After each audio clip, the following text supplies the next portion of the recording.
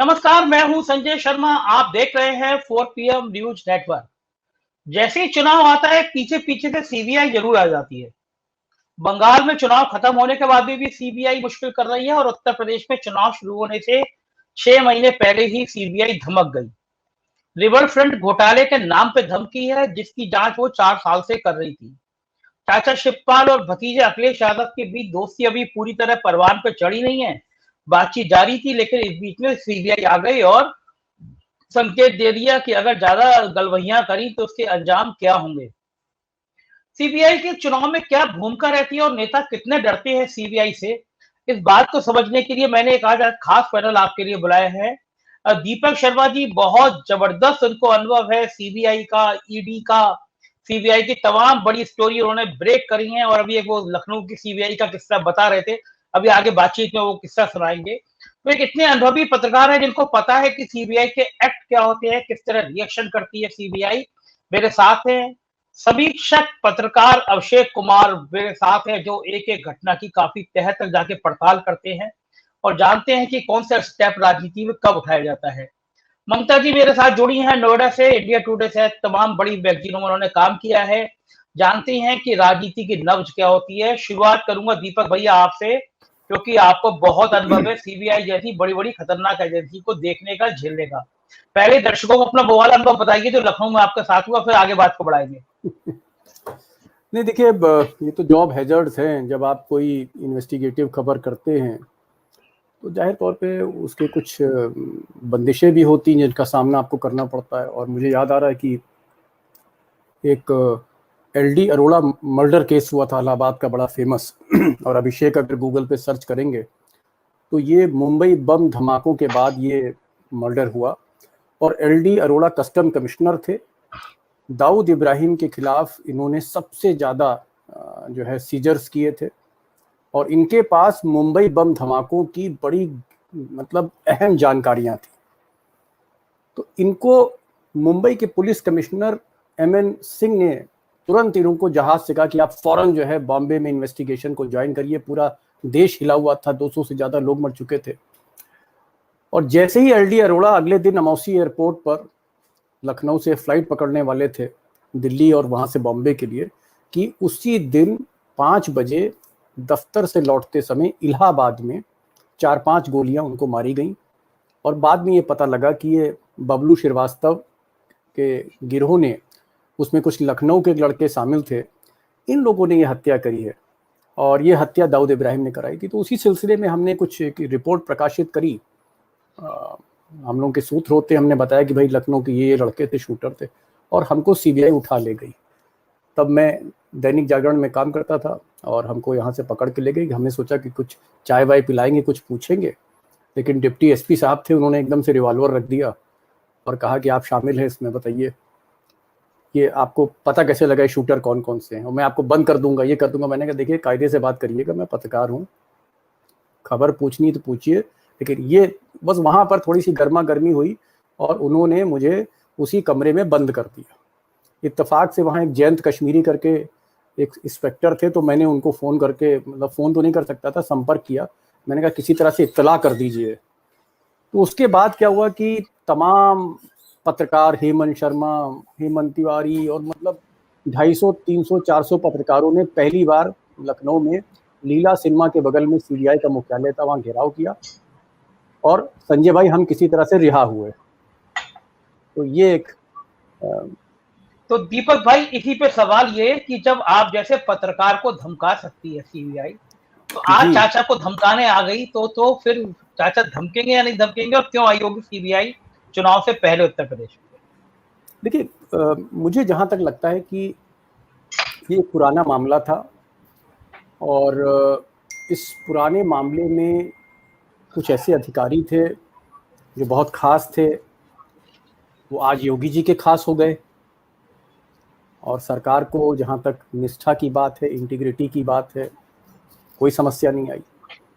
उसके बाद कुछ इंजीनियर्स की गिरफ्तारी हुई, केस चला, सारी चीज़ें हुई, तो ऐसा लग रहा था कि एक फाइनल कंक्लूजन पर सीबीआई पहुंच चुकी है और केस को एक शेप मिल गई।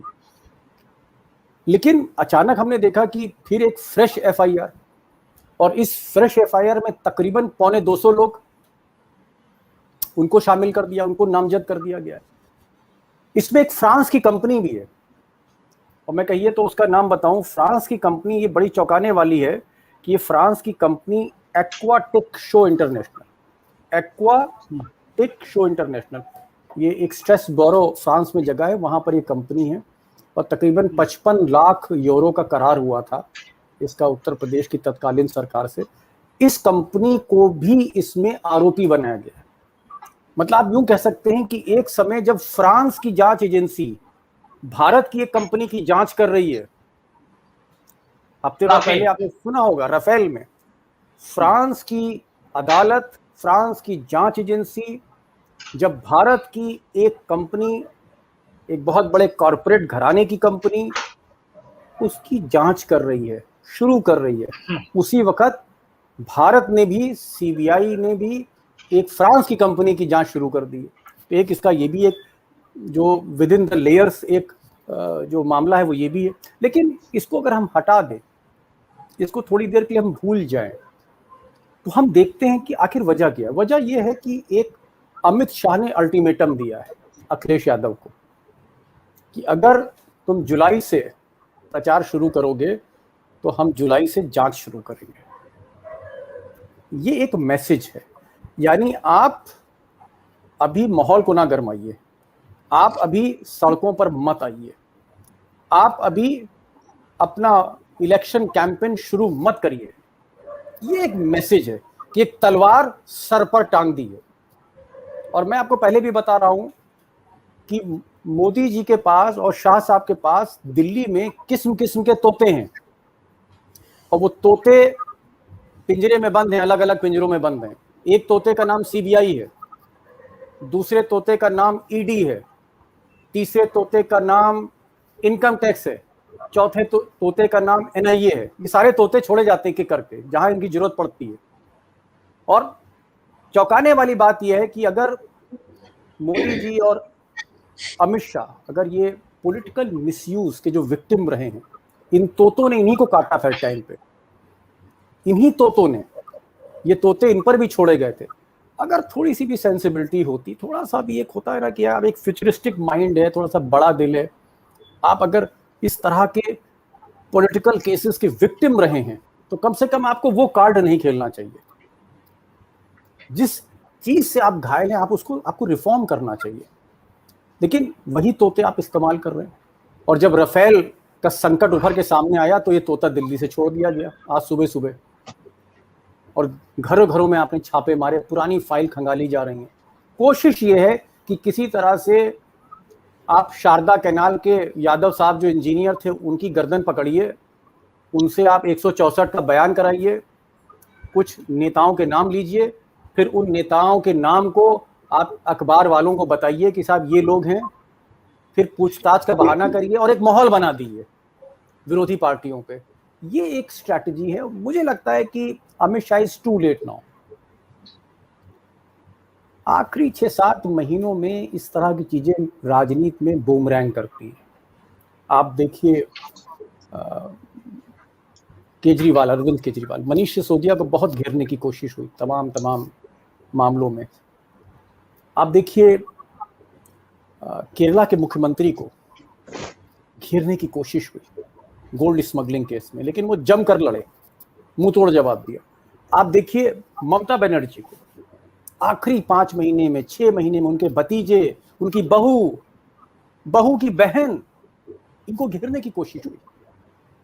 लेकिन ममता बनर्जी ने क्या किया, उन्होंने उस तोते के मुंह में मिर्चा डाल दी, तोता उड़ गया वहां से। मेरा संजय भाई ये कहना है कि ये जो इस तरह का आप अंपायर को मिला के खेलना, लॉ इन्फोर्सिंग एजेंसी हैं, आप सोचिए उनका जो काडर है सीबीआई का, उनका मनोबल गिरता है जब आप इस तरह की पॉलिटिकल जांचें कराते हैं जो आपके कोल्ड स्टोरेज में, आपके गोदाम में रखी हुई हैं। आप कहते हैं अच्छा समय आ गया है, 6 महीने बचे हैं, चलो गोदाम खोलो, फाइल निकालो, जांच शुरू करो। ये दीपक भाई एक पाठक श्रोता है अपने, वो लिख रहे हैं 5वां तोता मीडिया भी है। आपने 4 तोते गिनाए अभी।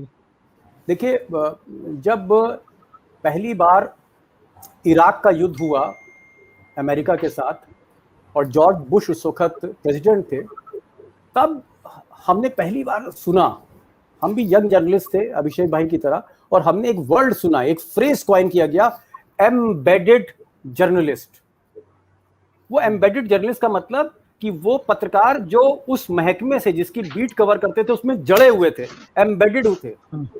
तो युद्ध में तो समझ में आता है कि युद्ध में आप युद्ध के माहौल में देश की सेना के साथ एम्बेडेड हो जाइए, लेकिन एक लोकतंत्र में, एक राजनीतिक प्रक्रिया के बीच में, चुनाव के मुहाने पर अगर आप मुख्य धारा की मीडिया अगर सीबीआई के साथ, सरकार के साथ, एक पॉलिटिकल के साथ एम्बेड हो जाएगी, एम्बेडेड हो जाएगी, उसके साथ नगीने की तरह उसको जड़ दिया जाएगा, तो ये आप कह सकते हैं, आपकी बात एकदम सही है कि पांचवा तोता जो है वो आज मीडिया बनी हुई है, और ये बहुत दुर्भाग्यपूर्ण है। लेकिन मुझे लगता है कि अगर अखिलेश यादव जगन रेड्डी की तरह, अरविंद केजरीवाल की तरह, ममता बनर्जी की तरह, स्टालिन की तरह, केरला के मुख्यमंत्री की तरह अगर वो सड़कों पर आ जाते हैं, तो मुझे नहीं लगता है कि इस सरकार में और इस सरकार के तोते में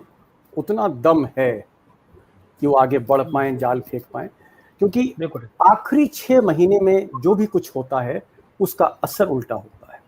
दीपक जी, मैं ये एक बात आपसे जोड़ना चाहूंगा, जिस कंपनी ने ये रिवर फ्रंट बनाया है उसने गुजरात का साबरमती आश्रम का जो बांध है वो भी उसने बनाया है, ऐसा मेरी जानकारी में आया है। अमिताभ बच्चन जी के भाई के भी उस कंपनी से कोई संबंध है। यह जांच यूं ही नहीं सालों तक ठंडे बस्ते में पड़ी रही। 4-4.25 साल तक सीबीआई जैसी बड़ी कंपनी जांच ना कर पाए, और लखनऊ का, आप तो लखनऊ के रहने वाले हैं, आप लखनऊ, अब भली दिल्ली में हो, जब आप लखनऊ आएंगे तो वो रिवर फ्रंट लखनऊ की शान था। रात के 3-3 बजे तक परिवार के संग बच्चे आते थे, सेल्फी खिंचाते थे, रंगीन फुहारे चलते रहते थे। ठीक है, आप जांच करिए, जो भ्रष्ट है उसको जेल भेजिए, लेकिन अब रिवर फ्रंट इतना गंदा हो चुका है दीपक जी, काई जम गई है, चारों तरफ गंदगी नजर आती है, लाइटें बंद पड़ी रहती हैं, जनता का हजारों करोड़ रुपए, सैकड़ों करोड़ रुपए जिस प्रोजेक्ट में लग गया, आप जांच करिए, लेकिन उस प्रोजेक्ट को ही नाम से बंद कर देना कि वो पिछली सरकार ने बनाया है, अगर लाइटें जलेंगी तो नाम लोग अखिलेश का कहेंगे, ये कहां तक अच्छा लगता है? ये लोकतंत्र में ऐसा होना चाहिए? देखिए, जहां तक संजय भाई विकास की बात है, तो मुझे लगता है कि हम अगर विकास पे बात करेंगे तो हम डेविएट कर जाएंगे। और वैसे भी अगर आप देखें, आज के समय में विकास देश में एक लतीफ़ा है, लतीफ़े से ज़्यादा कुछ नहीं। आज जितनी कविताएं हास्य कवि सम्मेलन में विकास पर आपको सुनने को मिलेंगी, कहीं नहीं मिलेंगी।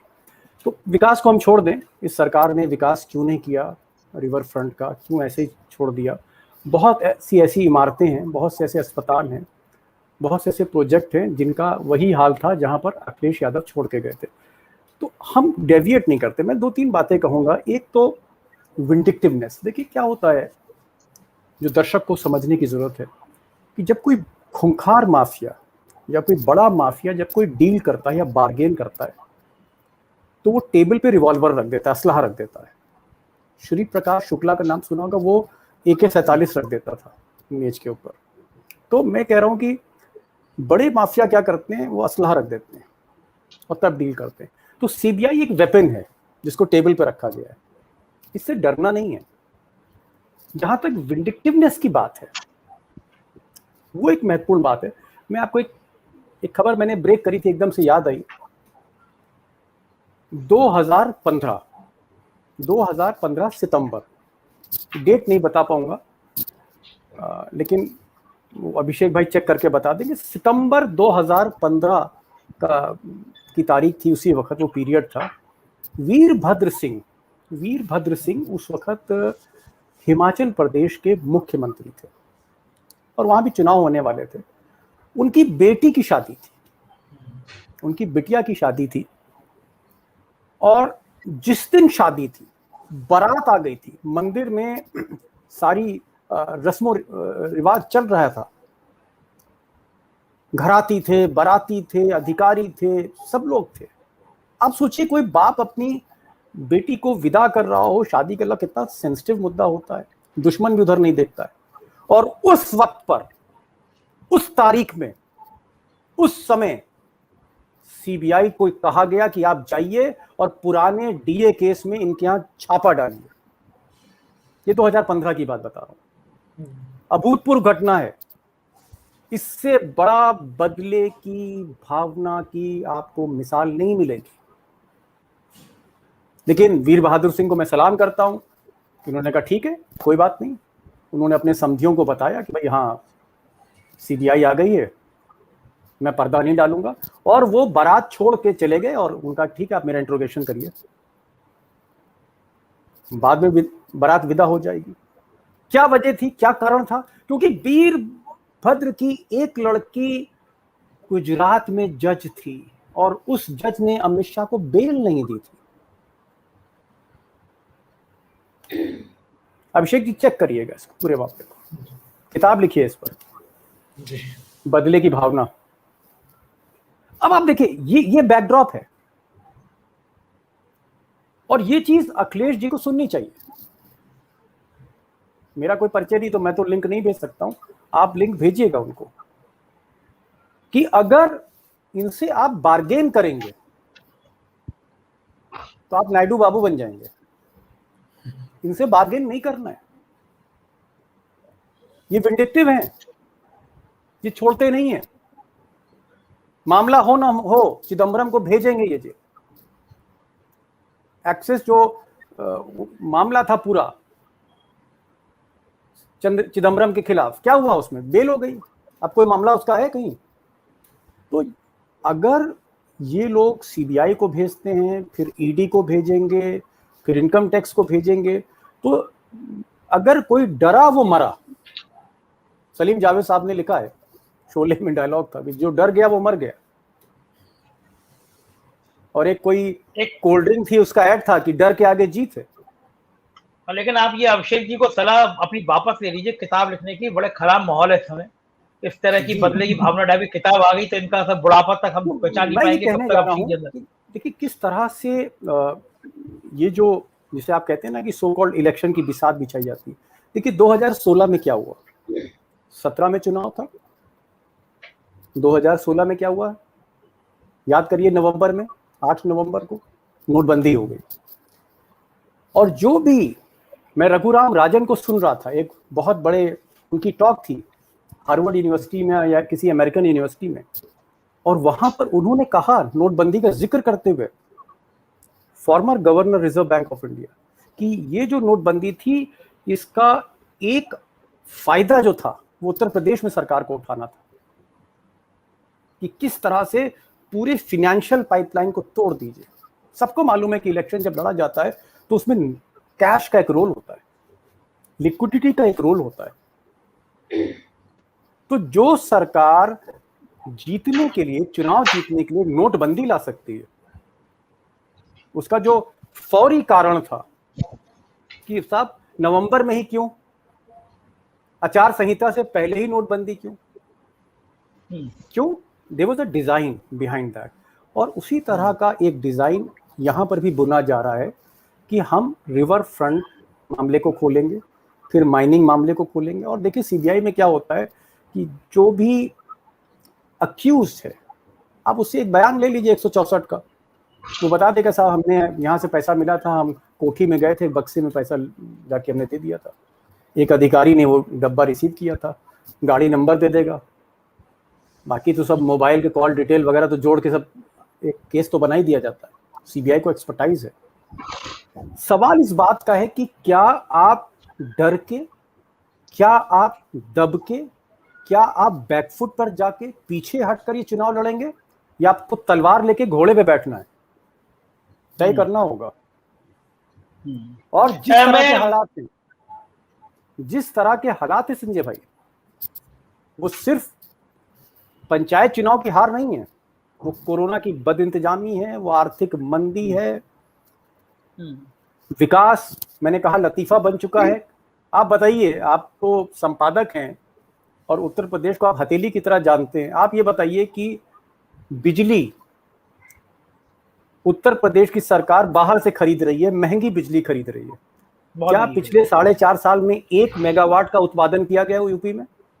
नहीं किया गया होगा। आप बाहर से महंगी बिजली ले रहे हैं। आप घर में खाना नहीं बना रहे, आप घर में बिजली नहीं बना रहे, घर में खाना नहीं बन रहा, आप होटल से बिजली ऑर्डर कर रहे हैं।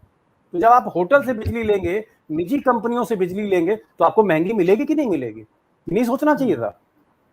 बिजली का बिल कौन दे रहा है? मैं तो चलिए दिल्ली में रहता हूं, इस वक्त भी एसी चल रहा है। मैं संजय भाई सही बता रहा हूं, दिल पर हाथ रख के कह रहा हूं कि हमें पता ही नहीं लगता कि बिजली का बिल क्या है। और एक समय इसी दिल्ली में मैंने अपने घर की सारी लाइट बदलवा दी थी, जितना हेलोजन था सब बदलवा दिया, ट्यूबलाइट वगैरह, एलईडी बल्ब लगा दिए कि खर्चा कम हो। बिल आता था और दिल घबराता था। ये हाल था हमारा। आज नहीं पता लगता है, क्योंकि बिजली के रेट केजरीवाल ने ठीक किए हैं, ये आप हमें स्वीकार करना होगा। और यहाँ यूपी में लगातार बढ़े हैं। यस, तो मैं कह रहा हूं विकास पे सरकार लड़ नहीं सकती, कोरोना पे बात कर नहीं सकती, टीके पे बात कर नहीं सकती, रोजगार पे बात कर नहीं सकती, व्यापार पे बात कर नहीं सकती, आर्थिक इश्यूज पर बात कर नहीं सकती, तो फिर क्या है? तो तोता खेल दिखाएगा। तो इन तोतों को आगे किया जा रहा है, और इन तोतों से डरना नहीं, क्योंकि सर्वोच्च न्यायालय ने, सुप्रीम कोर्ट ऑफ इंडिया ने, मैंने नहीं कहा तोता, नो, आपने नहीं कहा, सुप्रीम कोर्ट ने कहा कि CBI is a parrot, cage parrot, ये पिंजरे में बंद तोता है जो सरकार की जुबान बोलता है। इसलिए क्रेडिबिलिटी नहीं है, डरना नहीं है, आगे बढ़ना है, ये मैं कह रहा हूं।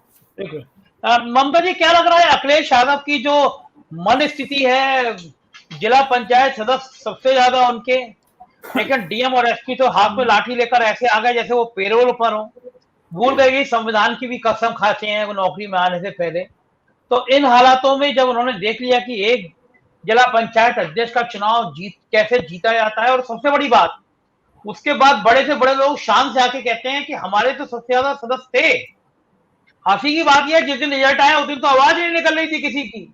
आज कह रहे हैं हमारे तो सबसे ज्यादा सदस्य थे। तो ऐसी हालत में क्या, जैसे दीपक भाई कह रहे हैं, अखिलेश यादव के अंदर इतनी हिम्मत है कि वो इस तोते का मुकाबला करेंगे, सड़कों पे आके करेंगे और सबक सिखाएंगे कि वो डरने वाली बिरादरी से अब बाहर आ चुके हैं? देखिए, दीपक सर ने बोला ना कि ये अखिलेश जी को डिसाइड करना होगा कि इस तोते से उन्हें डरना नहीं है, क्योंकि जनता ने जब सदस्यों का जो चुनाव हुआ था उसमें जनता ने तो अपना मैंडेट दे दिया था। जनता ने आधे से ज्यादा, मतलब 3/4 सदस्य जीते थे विपक्ष के। जहां सोचिए लखनऊ में सिर्फ 3 सदस्य जीते थे, वहां भी लखनऊ में अगर भाजपा का जिला पंचायत अध्यक्ष बन जाता है तो जनता को इतना तो समझ में आ रहा है कि उन्होंने किसको वोट किया था। लखनऊ के डीएम को 3 रात नींद नहीं आई थी जिस दिन 3 वोट जीते थे, सुना है। जी बिल्कुल, लखनऊ के ही नहीं, कई जगहों के ऐसे डीएम एसएसपी हैं जिनको बाकायदा फोन कर करके गालियां दी गई हैं कि तुम्हारे जो 6 जगहों से जो समाजवादी पार्टी जीती है, वहां के भी डीएम वगैरह से अगर आप फोन पे बात करेंगे तो ऑफ द रिकॉर्ड वो बताएंगे कि किस किस लहजे में उनसे बात की गई है। तो जनता को ये समझना होगा। जनता तो खैर देख भी रही है, क्योंकि जनता सबसे ज्यादा त्रस्त तो फिलहाल इस पूरे 5 साल में जनता ही रही है, क्योंकि विकास का कोई काम नहीं हुआ है। अभी श्रीकांत शर्मा जब गए थे एक सीतापुर में एक उद्घाटन करने के लिए, तो सारे रास्ते उन्होंने, जो गड्ढे का एहसास उन्हें हुआ तो उन्हें खुद भी ये पता चला कि उनकी सरकार ने कितना काम किया। जो मैं ममता जी, आपने श्रीकांत जी का नाम लिया, मैं आपको बड़ी इंटरेस्टिंग चीज बता रहा हूँ। श्रीकांत शर्मा बरेली में थे, कल प्रभारी हैं उस जिले के, और कल जब बिजली मंत्री बरेली में था तो उनसे बिजली नाराज हो गई। ये हेडलाइन है एक अखबार में मैं पढ़ रहा था कि बिजली नाराज हुई बिजली मंत्री से। 7 घंटे बिजली नहीं आई, औरतों ने जाके घेराव कर दिया। बाद में कान पकड़ के उन्होंने कहा कि साहब ये तो लोड शेडिंग है, ट्रिप कहते हैं इसको, साहब हमें करना पड़ा क्योंकि हमारे ट्रांसफार्मर कमजोर हैं, तमाम इसलिए कमजोर हैं, डिस्ट्रीब्यूशन हमारा ठीक नहीं, इस वजह से हम बिजली काट रहे हैं, वरना बिजली सरप्लस है। तो बिजली मंत्री का ये हाल है, मैं आपको सिर्फ अपडेट कर रहा हूँ।